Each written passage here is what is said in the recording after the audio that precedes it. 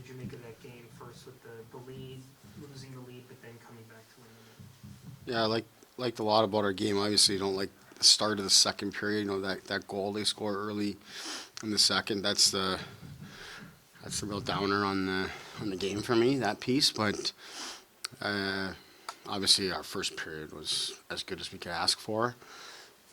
You want to follow that up and keep building on it. We weren't able to do that, so that was a disappointing part of the game. But you look at it, we outscored them 5-1 at even strength. They score a 4-on-4 goal, power play goal, and one with their goalie out. Um, so 5 at even strength. We probably could have had 2 or 3 in the second period there. Pucks laying on the goal line a couple times. We had a couple 2-on-1s. Thought we actually outchanced them in the second period, despite them carrying the play a little bit against us. So the fact that we weren't able to get the fourth goal, I thought was significant in the second period. And then we take a penalty.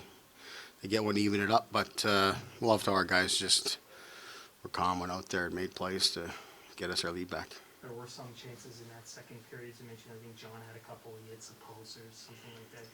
Do you feel that he's handling that all right? Like just the fact that he scored recently, but he's still developing those chances regardless of anything he's going through. Yeah, I mean, he's coming on a hot streak. He scored last game, so I'm not worried about John in that regard. What about the way Austin was able to dictate play in that first period as well? Like not only his goal to get his 40th, but to push the play in the offensive zone as Columbus is trying to get it out of their own zone. Yeah, I mean, no secret that line's been dominant for us for quite a while now. In the first period, they were really good. Our whole team was really good in the first, which makes Austin's line and Austin himself that much more dangerous because shift over shift, we're just carrying momentum and we're really wearing down the opponent. And then all of a sudden, Austin comes over the boards, and it's tough on the opponent. And I think if I remember correctly, even the goal in the third period, the bunting goal, that's the camp line out there, and they draw an icing, and we send out Austin's line in a good spot, and they end up turning that into a goal, which ends up being the game winner. So little things like that when our team's playing well makes those guys even better, but certainly them on their own, and Austin in particular, they're feeling it. We've talked to you about bunting a lot, but does he just continue to impress you with how well he's fitting into that first line a little bit? Yeah, he has. There hasn't been a second of doubt really here for quite some time in terms of his ability to perform on that line and be a consistent contributor. And I say consistent contributor because that's what he is. I mean, he's not there. Of course, he's benefiting with his playing with Austin and Mitch, but those guys are benefiting from playing with him as well. The energy that he brings, the competitiveness that he brings. He gets the puck, he's holding on to it, making a play. He's not intimidated playing with those guys. He plays with them. He's been tremendous.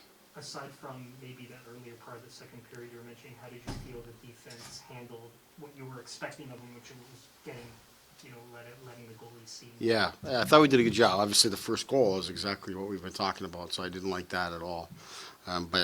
Save for that, I thought we did a good job in that area. Columbus is, the way that they play and some of the skill they have, they're gonna create different types of looks than that. So we weren't stressed in that area as much as we thought we might have been. Part of that's because we carried play for good chunks of the game, but. When it came time for that, I thought we did a good job. So, we give up the lead here tonight, and the score comes back together. But, they said 6, goalie out goal, power play goal that they score, which I thought was a tremendous penalty kill for us for about 1:30, and then all of a sudden, kind of a broken play. They find a guy in the back door. Little things like that, made it. A tighter game than I thought it really was in terms of the chances we were able to generate and the goals we got at even strength. You were looking to get Kerfoot more minutes. It looked like he got that, but also in the fourth line situation, he gets you guys a big goal there in the third period. Huge goal, a great play by his line mates there. Spaz and Simmer make great play on the entry, play with lots of poise, and get the puck to Kerfoot in a great spot. And he makes good on it. So huge goal for us at that time. Bench responded really well. Again, I thought we did a pretty good job from that point on at even strength, and taking the penalty with have them having to take or taking the penalty when they're going to take the goalie out. That puts us in a real tough spot. But luckily, we had that 2-goal lead at that time. How'd you feel Mrazek performed in this game? I thought he played a lot better than the stat line's going to show today.